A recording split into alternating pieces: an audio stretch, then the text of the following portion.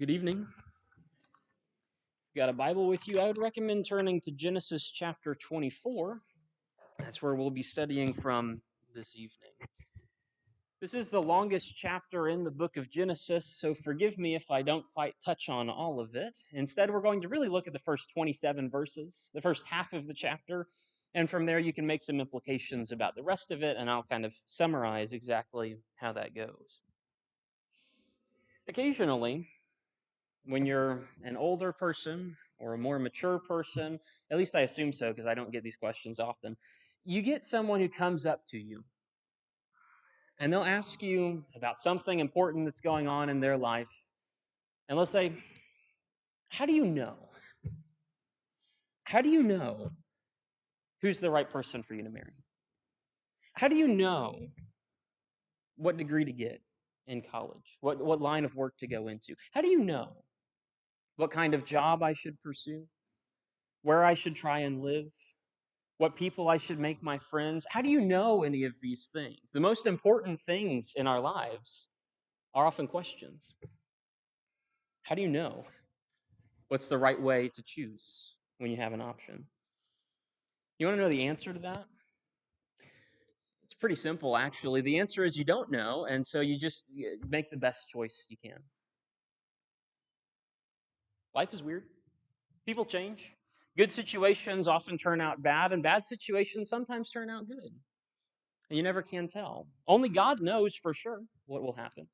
Only God knows what is in the future, and so, to the best of my ability, all I can do is make the best guess I can. But I also could ask God to step in and help. But I could ask God for his opinion and see what he has to say. And sometimes he'll answer pretty directly, and sometimes he won't seem to answer at all. Maybe it's a yes and maybe it's a no, and who knows exactly what his answer will be. But Genesis 24 is a story that reminds us that maybe if you're making important life decisions, maybe it's good to consult God and see what he would have to say on the matter. So we look at the first 27 verses of this chapter, you're going to see some good mindsets to enter into when requesting help from God, and you're going to see some good actions and some good ways in which to go about it. I don't know what the answer might be, but it's better that we try. And so as we look at Genesis 24, that is where we're going to look at some suggestions on how it might be proper to seek the help of God. Now, in Genesis 24, I don't have to review all of the history. Thankfully, Mike covered most all of it this morning. This morning, he spoke on Genesis 22 and surveyed most of Genesis, really. But what he focused on was Abraham and Isaac and the sacrifice there. Isaac, the child of promise, has been born to Abraham at the ripe old age of 100. And then 10 or 15 years later, God turns around and asks Abraham to sacrifice his son. Of course, Abraham goes and does it. He commits to it. His faith enables him to take those steps. And as drastic as they might be, he took his son up to the mountain and got to the very point of sacrifice before God stopped him and said, your faith is proven. You are faithful. Your test is passed. You are the emblem of faith. And in so doing, the promises to Abraham will now continue throughout history. And they'll go to his son, Isaac. And they'll go to his son one day. And they'll go to a far future generation because we know those promises. A great nation one day. The descendants of Abraham will become many, like the sand of the seashore. A great land that they will inhabit, the land we now call Israel or Canaan or Palestine or whatever. I'm not going to comment on all of those different names. A great descendant one day, far in the future, through whom all the nations of the earth would be blessed, not just the Israelite people. And so we follow the tracking of the promise into Genesis 23, where Sarah, the wife of Abraham, dies. At the ripe old age of 127, according to Genesis 23 and verse 1, Sarah dies. And Abraham spends a lot of time burying her and going through that whole process. That's chapter 23, is working through the ins and outs of buying a plot of land to bury her in. But then Abraham realizes something, that he's going to die soon too. that his mortality is on the line just as much as hers was. He was 10 years older. He's 137. Things are not looking so good for him. He's not getting any younger, as they say.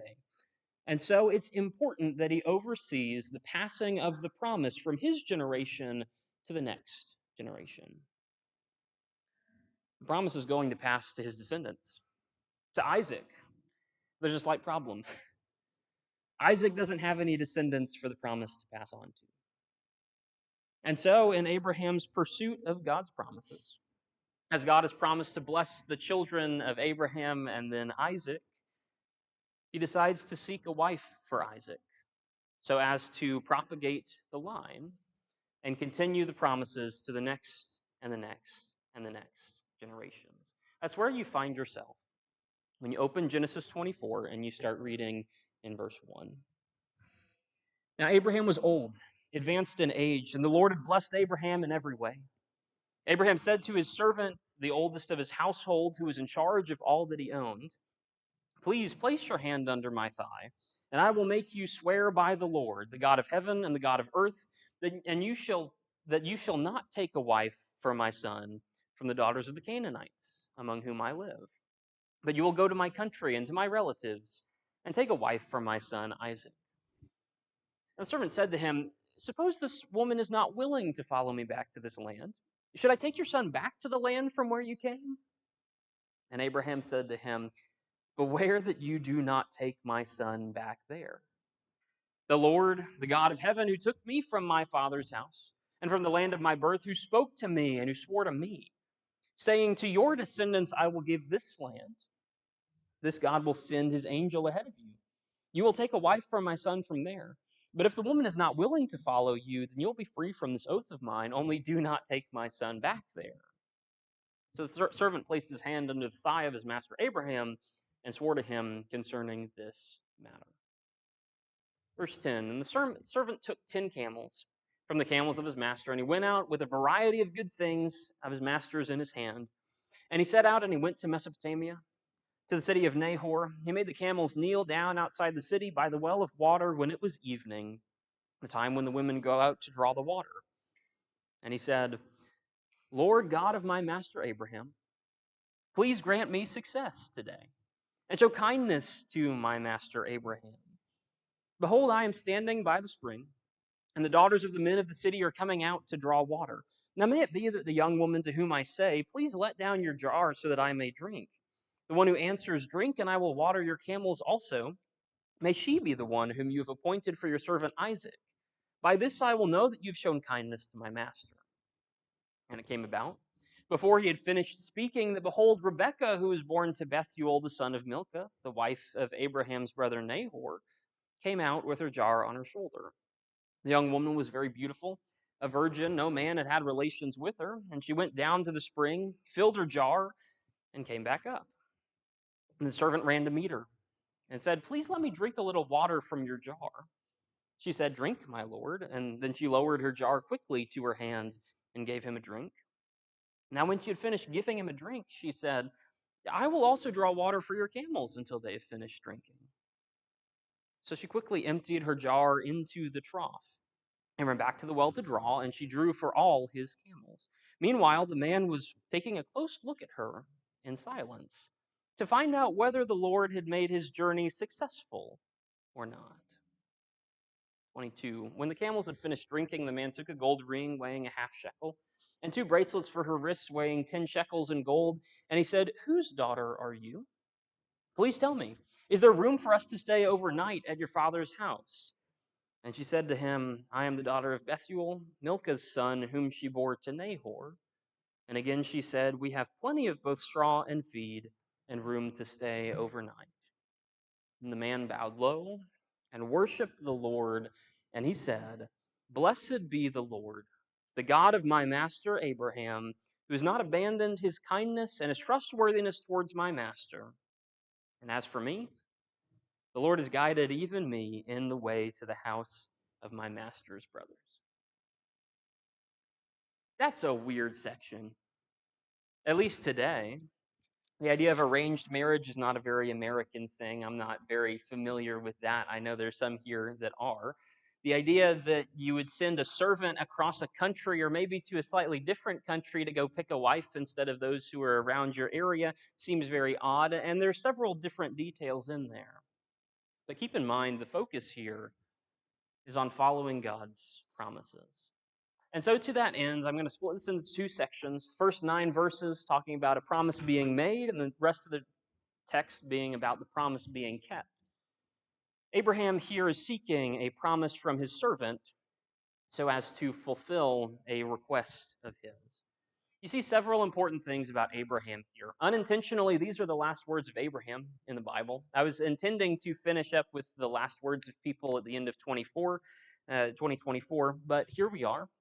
And again, here I am talking about the last words of someone and how it shows who they are. Abraham is displayed by his last words. He is displayed with what matters to him. And I think when you realize the things Abraham focuses on, you realize an important mindset we need in order to seek the help of God. When you think about Abraham, what he says in those first 8 verses, it's not about him. It's not about his life. It's not about his success. He's focused on other things. First thing he's focused on is God. You see, in verse 1, there's this note that's added: the Lord has blessed Abraham in every way. It's not Abraham's success that got him where he is. It's not Abraham's lifestyle that enabled him to bear a child when he was 100 years old. It's not Abraham's success that allowed him to have so much in terms of land and property and animals and servants and all those things. The Lord has blessed him. The Lord has been generous to him. It's all about God. And so he focuses on the importance of God. When he seeks a promise from the servant, he doesn't ask the servant to just promise me something. He doesn't say, swear on your mother's grave or whatever might be valuable to him. He says, swear, I will make you swear by the Lord, the God of heaven and the God of earth, in verse 3. It's all about God. God has made promises to Abraham. God has kept his promises to Abraham. That's what's important. And so it should be no surprise to us that the Lord is the overseer of promises. And when Abraham seeks to affirm a promise, he seeks it by the name of the Lord. He's focused on God. He's focused on the identity of God. He's focused on who God is, and more specifically, he's focused on the promises of God. Sometimes it's hard for us to concentrate on the idea of God. It's a little bit hard to understand him, or at least to understand all of the facets that go into God. And sometimes we find ourselves a little bit confused, and so he grounds it a little bit. It's not just about the existence of the deity that created the universe. It's about the promises of God and what he's actually put into play down here. And Abraham knows the importance of God's promises. Abraham has Isaac as a child. That is from God's promise. That is an impossible thing, and yet God miraculously provided him. Abraham knows the importance of that promise. Abraham knows it's important that Isaac needs a wife. That's why he's seeking this in the first place. He needs to continue the line of descendants in order to reach that great one through whom all the nations of the world will be blessed. He knows that's the promise of God, and so he does his best to fulfill the promise. That's what the chapter is about, is seeking that wife for Isaac. But even more than that, Abraham knows the promise of God about where they live. You notice in verse 5, the servant asks him, what if I find this woman and she's great and she's perfect for Isaac, but she doesn't want to come back? Do I take him there? Do I take him into this other country? Do I bring him back to that land? And Abraham's answer is twice very aggressively no. Beware that you don't do that. Don't take my son back there. By no means. Why? Because verse 7, the Lord, the God of heaven, again, the Lord's importance, he took me from my father's house. He took me from the land of my birth. He said to me, to your descendants I give this land. God said, you stay here. God said, this is yours. God said, it's important that you and your son stay. Abraham tested the waters of that. In Genesis chapter 12, in I believe it's verse 10, he left the land of Canaan. He walked over to Egypt, and what did he do there? He lost his relationship with God. He sinned against Pharaoh. He sinned against his wife. He told a lie. He separated himself from God. Nothing good happened. Abraham again tested the waters in chapter 20 in verse 1. And what happened? It's exactly the same thing. He goes to Gerar. He goes and lies to Abimelech and hurts Abimelech and all his people. He lies against his wife again. Nothing good happens when you leave the land of promise. My son is staying in the land. And so you see his connection to the promises of God. But you also see an important facet of this idea, which is found in verse 8, that if the woman is not willing to follow you, you're free from the oath. A lot of times we want God to do something for us, and so we offer him ultimatums. God, you should do this for me, or else I won't praise you anymore. Else I won't listen to you anymore, or maybe I think you won't love me anymore, or whatever it is. Abraham doesn't do that. Abraham says the Lord will send his angel ahead of you in verse 7. You will take a wife there, but if not, then you're free from the oath. But if God decides otherwise, then that's okay. God's will be done. I'm not trying to force God into obeying me, but rather as the Lord wills. He may or he may not. It reminds me of Shadrach, Meshach, and Abednego in Daniel chapter 3. When they're before the fiery furnace, they say, the Lord can deliver us. The Lord, in fact, will deliver us. But maybe he won't. And if he doesn't, we're still holding to the promise that we know, which is faith in the Lord. God will provide a wife for Isaac, but even if he doesn't, then you're free from your oath, and God will make it work some other way. If we are seeking God's help, we must seek it by his rules. We cannot try to enforce our will upon him. And thirdly, then, the most specific one to this particular passage, Abraham focuses on that important decision itself. Here it's marriage. Here it's very specifically that kind of relationship. You can broaden the concept out to the major decisions you might come across in life, and that would be just fine. Abraham recognizes marriage is important because it ties you into people. It ties you to a specific person for the rest of your life, and you can't get away. So you better choose well. Marriage ties you in personally with a spouse. Is the spouse going to be helpful to you? Is that other person going to help you be faithful to God or not? Is the other person going to be helpful in how you raise your children, or are they going to go against your wishes? Is the other person going to be a blessing to you or a curse? Think carefully. It's an important decision. Will your extended family be a blessing to you, or will they be a burden to you? Abraham says, don't go to the Canaanites. The Canaanites are going to drag us down. We don't want to be tied in with them. God promised to destroy the people in Canaan. We don't want to be in with them. We want to be free from that. So, a suggestion here, if you are looking for a spouse, don't look at one of the peoples of the land. The New Testament would call that being unequally yoked with unbelievers. It's not going to be a benefit to you. It's not going to be helpful. Don't seek those who are not in the Lord. By all means, be friends with them. By all means, influence them. By all means, introduce God to them. And who knows whether or not they might be saved. But if you're looking to permanently tie yourself to someone for life, you need to make sure it's someone who's going the same place you are. So don't go with the unreliable. You can do your best to minimize potential issues. And so Abraham appeals to God and God's promises and the great decisions themselves. That's his mindset. It's not about personal wealth. It's not about getting a high position. He could get pretty high up. He could marry Isaac off to some rich person in the land of Canaan and be a political figure and be very high up in their social order, but he doesn't. It's more important than just the physical. So he sends his servant out. He sends a servant north, back to the land of their family, back to the land of Nahor, Abraham's brother, and the servant goes. And that's what the rest of the story is working on keeping that promise that Abraham had forced. Servant places his hand under the thigh of his master Abraham and swears to him concerning this matter, and then he takes the camels and goes. He takes some of the camels and goes and travels on the way up to this new city. When he reaches the city in Mesopotamia, the city of Nahor, he knows it's Abraham's family. He knows that if he's looking for a family member, that's where she would be. And so, hey, okay, let's go to the well. Let's kneel the camels down in front of it.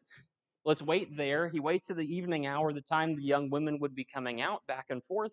That would be the time to find somebody for Isaac. And as he sits there, he realizes something. I think he realizes that he has no clue what he's doing because he's come to a foreign land. He's come to a place where he doesn't know anyone. He's come to a place that he's unfamiliar with, and he has a task that seems impossible. Find someone that is vaguely related to us and set up a good marriage for my child. It's a pretty hefty responsibility. How is he going to do it? I don't know. And so he prays. And that's the most important part. This is the first prayer for help in the Bible, which I think is interesting and also kind of funny. He doesn't know what he's doing, and so he opens his heart to God and he pleads with the Lord. He says, Lord God of my master Abraham, grant me success. Show your kindness to my master. And from there, he proceeds to lay out his wishes and ask God for help. I think this is an excellent prayer. I don't have time to go into it like I would like to. But as you break down the aspects of this man's prayer and his response to it, you see some really good ways in which you can actively seek God's will. And so I'll try to briefly mention those as we go through this section. Firstly, what do you think the focus is of the servant? What's important to him? What's on his mind? The first thing he does is he starts asking God.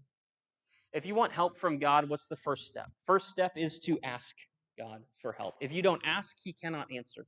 There's nothing for him to answer. And yet a lot of people claim they want help from God, but we don't remember to get on our knees and actually ask for it. Ask and you shall receive, seek and you shall find. That means you have to do the asking and the seeking. And so the servant seeks the help of God just by telling him what he wishes. It's not complicated. He just asks. You notice, though, it's not selfish. He's not seeking something for himself. He's not seeking a personal benefit. He's not seeking a physical blessing. He is seeking better opportunities in which to serve his master, Abraham. Not a selfish request. Sometimes we get caught up in that. Maybe if we're asking God, ask him selflessly. It's not a forceful request. He doesn't twist God's arm. He doesn't threaten anything towards the Lord. It's a simple request that if it is unfulfilled, it would still be fine. God, could you help me? If the answer is no, then okay, then I'll go do it. But God, could you please help? Give me success on this day. You notice that he's not asking for something impossible. He's not asking for a miracle. He's not asking for God to come down and just deliver her right to him. He's not asking for God to answer him immediately. He just says, hey, while I'm here, however long this takes, please, maybe if I see this uncommon graciousness, this uncommon kindness, maybe that might be a sign of Abraham's family. I don't know. It's not something that's impossible. It's just something that's highly unlikely. Camels drink a lot, I've heard. 10 of them drink an awful lot. Some estimates said this might have taken a couple of hours to try and fulfill this request. Not impossible, not very likely that someone would volunteer that time, but not impossible. And maybe, just maybe, that might be a sign. He asks. He doesn't know, but he asks God to see what God would do. And you do see God's response. You see it in verse 15, where before he had finished speaking, oh, here's Rebekah coming down the road. Rebekah just so happens to be one of Abraham's family. She just so happens to fulfill all the requirements. She just so happens to be the perfect candidate. Before he's even finished speaking, God is answering his prayer. Doesn't always happen, not always going to happen. I'm not promising that God will always do that, but it is interesting how willing God is to help when we just ask. But it's not enough to just ask. God sends Rebekah.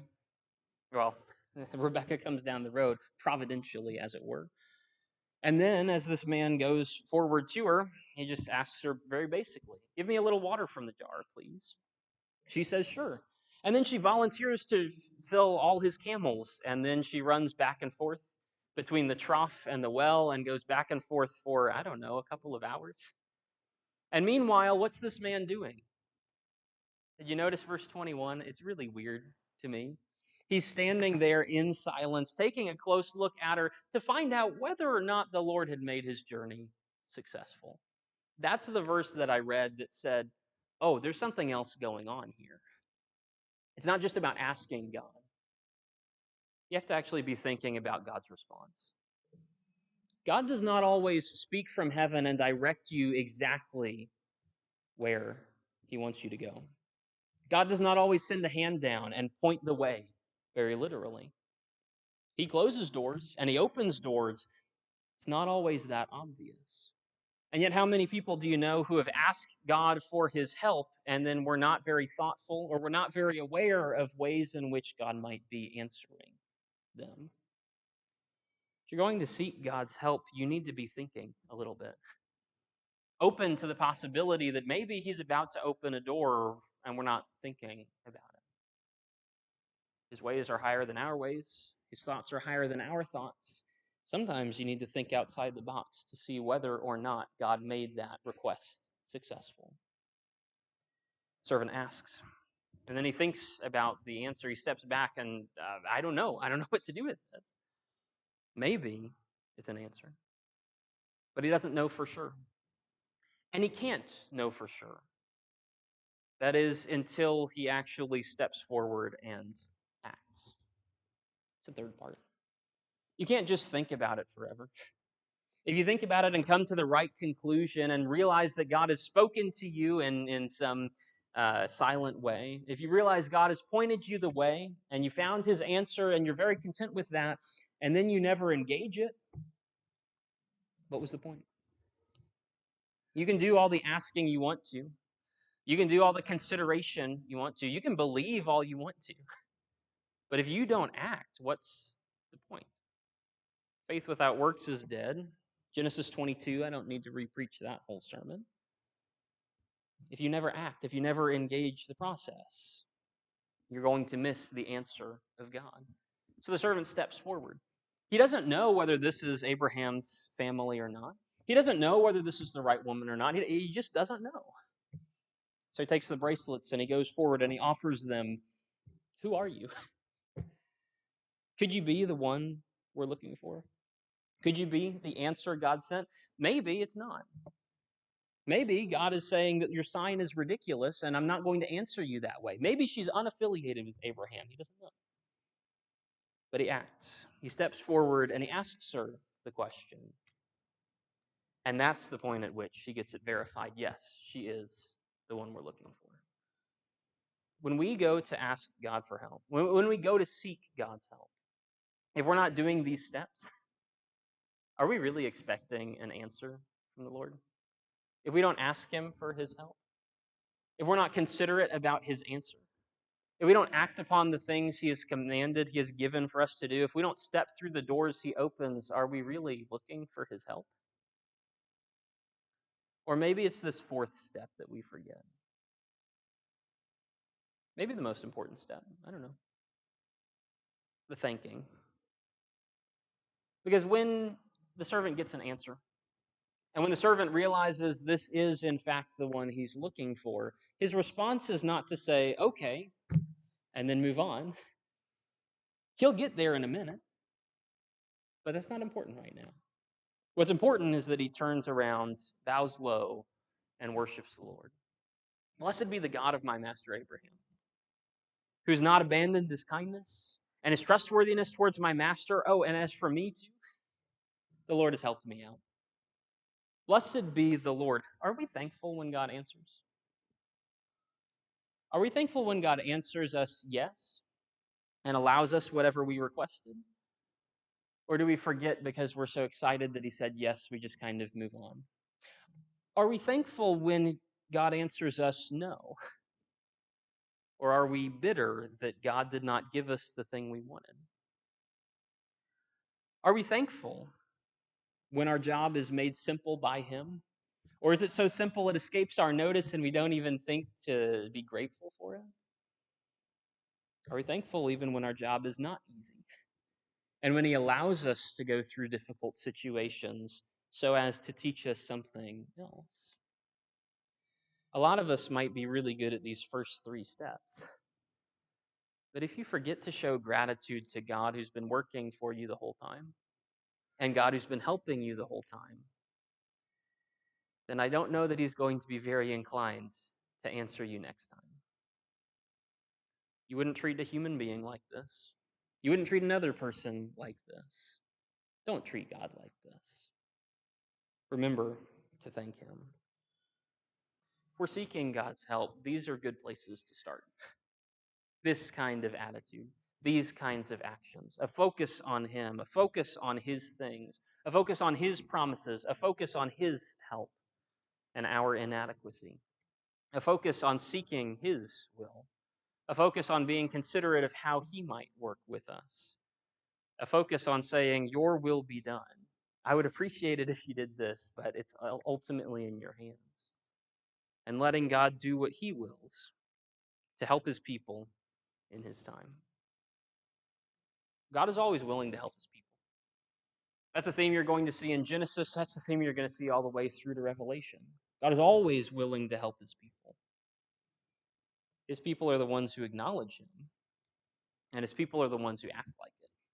Sometimes it's a clear answer. Sometimes it's easy. Sometimes it's a yes, and it's exactly what you want. Oftentimes it's not. Not one of those things, maybe none of those things. Maybe it is very difficult. Maybe it's not what you want. Maybe it is against your wishes. But at the end of the day, his will be done. Abraham looked at the promises of God. That's what the story is. He looks at God's promises. He sees what they are. And he sees that in order to fulfill them, Isaac's going to need a wife. And he sets out in faith to do the best he can to maybe, just maybe, find a wife for Isaac to help those promises happen. If God wills it otherwise, then so be it. But to the best of my knowledge and ability, I'm going to go and pursue the things of God as God would have them. That is the story of Genesis 24. Abram looked at the promises. He looked at the great nation that was promised. Just one right now, but it'll grow. He looked at the great land that was promised. He owned only one cave where Sarah was buried, but time will work with it. He looked towards a future descendant who had blessed the whole world, had no idea what that was. But we know. And that's the good news at the end of the day. Is that even as God answered his promises, even as the rest of the chapter details that Rebekah does in fact agree and come back and marries Isaac, and eventually that line continues, that line is looking forwards to something else. Something that's fulfilled in Matthew chapter 1 and verse 1, when it says that these are the records of Jesus, the Christ, the son of David, the son of Abraham. The genealogy continues, and the line continues. The promise of God continues even into the future. Abraham looked at the promises of God and did his best to seek them. We have the promise of God of salvation. Are we seeking that? Are we asking? Are we thinking? Are we acting? Are we thanking the Lord? Are we following him? Are we pursuing his will as we head towards that salvation? It's an open question for all of us, just like the invitation is an open one to all of us. That if you want salvation, if you want access to the blood of Christ, you're always welcome to.